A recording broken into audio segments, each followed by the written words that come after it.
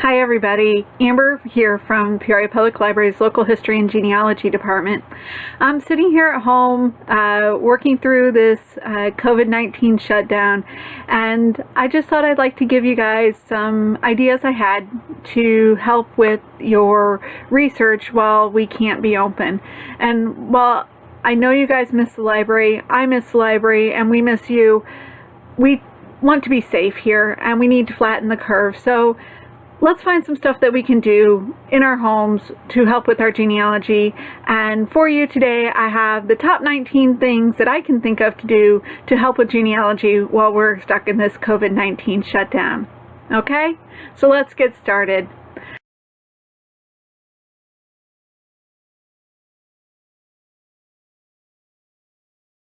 Number 1, use this time to visit a local cemetery. Even if you're not from around here and your ancestors are not from around here, use this time to go to a cemetery, to get in a walk, do some social distancing, and learn about the cemeteries in your area. Take this opportunity to do some transcribing for Find a Grave. Hunt down some interesting local legends of the Peoria area or whatever area you come from. It's good exercise and it's good fun.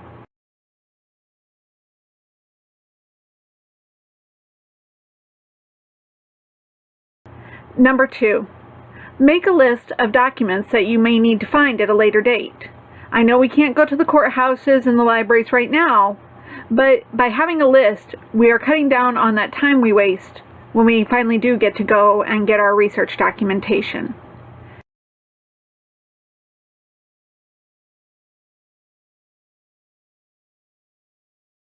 Number 3, you can also make a list of questions that you want to ask relatives in your family. So we can't get together for Easter or any weekend or a lot of good reasons. So why don't we use this time to write down the questions that we think of when we're not with them, so that when we do get together with them, we don't stumble and miss an opportunity to ask family members about our family history.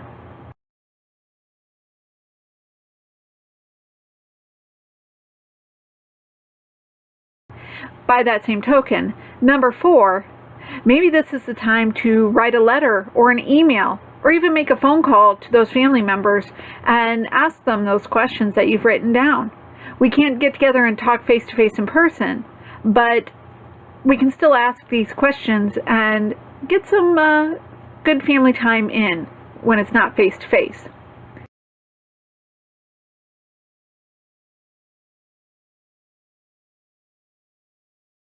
Number 5, and this is a big one, use this time to organize your system. As a genealogist, we all know that getting our stuff together and getting it somewhat organized is a huge task. Use this time to find a filing system that works for you. I'm in the process of 2, maybe 3 filing systems that I've been working on for the last few years, and I think I'm finally getting somewhere. I still have a lot of things to sort through, but I am making progress.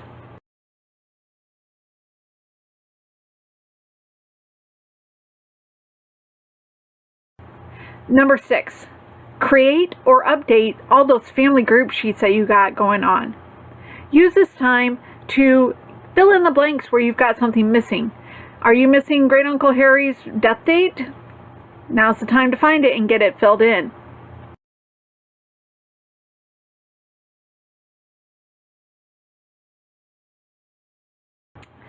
Number 7, research family history databases and software.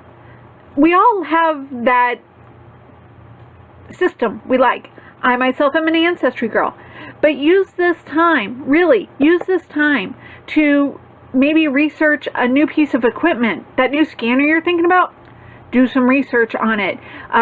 The latest update to Family Tree Maker or some other software that will help you with your research. Read up on it, get reviews from people, see if it's worth the time.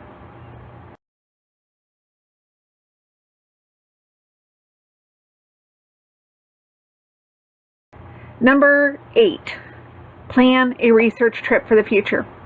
We shouldn't be going unnecessarily traveling now, even though for all of us genealogists, it's always essential. But maybe plan a trip for where you want to go in 6 months. And figure out all the places you want to go and what questions you want to ask when you get there.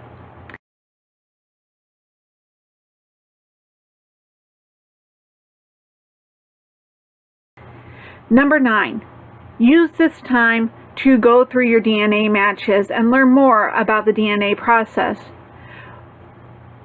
Maybe you've got a new match that will break that brick wall. Use it if you can confirm some of your guesses on your family history.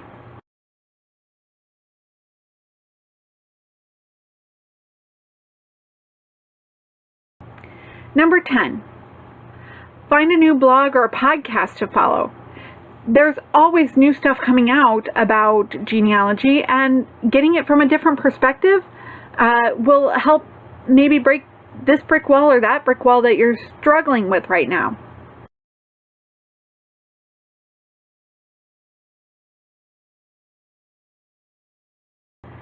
Number 11, write your family history. Take this opportunity to start writing down everything you've ever researched about your family. Go through other people's research and see what they've had to say about your family, and see if it helps you write your own.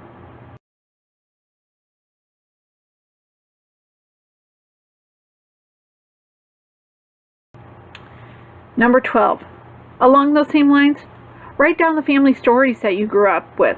Get those family stories from those family members that you're writing all those questions about. Maybe you remember hearing a family story but don't know all the details. Get those details now. Write them down so that you have them for a later date.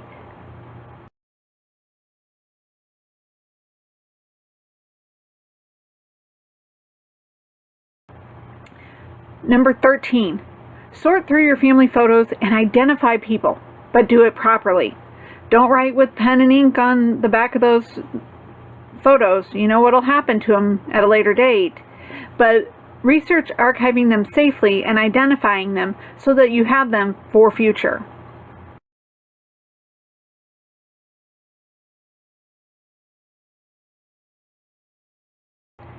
Number 14, research that family heirloom that you know about and make sure that it's being preserved properly.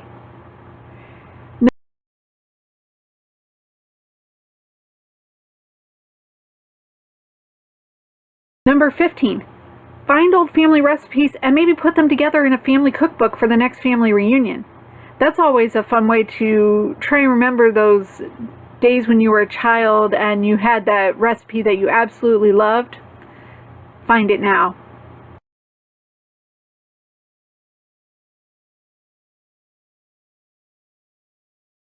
Number 16, learn about the places where your ancestors came from.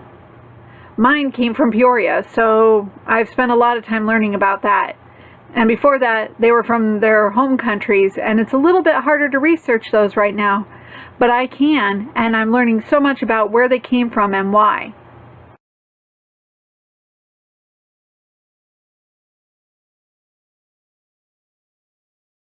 Number 17, if you're tired of working on your own family, maybe help out a family friend or somebody else with their research struggles.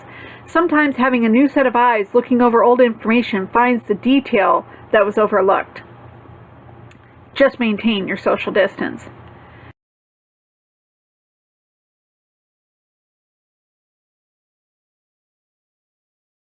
Number 18, plan a digital family reunion. Yeah, we can't get together right now, and we can't do the fun picnicking and big gathering and family photo kind of thing right now. But we can plan a digital one. Use Facebook or Zoom or Google Hangouts to get together and video chat with each other. Save those questions for that time.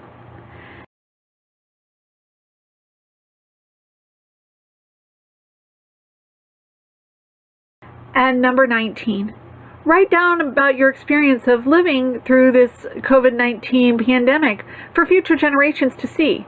It may not mean much to you right now, but in 20, 30, 40, 70 years, it'll be a really fascinating look at how we handled it. That's all I've got for today. I hope you've enjoyed this, and I hope you're keeping up on your genealogy work. And we hope to see you soon at Peoria Public Library when it's safe. Bye!